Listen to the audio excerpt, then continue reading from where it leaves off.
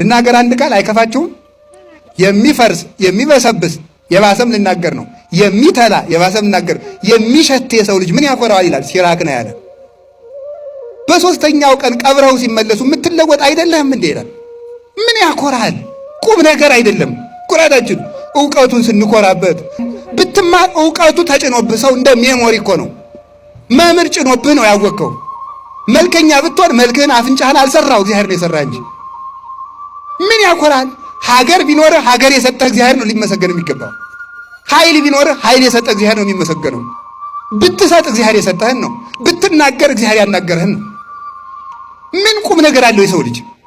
እኛ እንዲህ ያለ እየኮራን ነው መኖር ያቃተን፣ ከሰው ጋር መኖር ያቃተን፣ ባልና ሚስት መኖር ያቃታቸው እኔ እሷም የራሷን ቅብስና ግን የነ ገሌ ዘር የነ ደጃዝማች ገሌ ዘር አያቴ ቄስ ነበሩ። አያትሽ ነው ቄስ እንጂ አንቺ ቄስ አይደለሽም።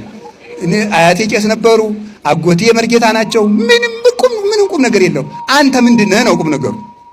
እንደነ አያቴ ግብረ ሰላም ሲያበሉ ግሩም ነበር። አንተ ግን እየሰረክ ትበላለህ።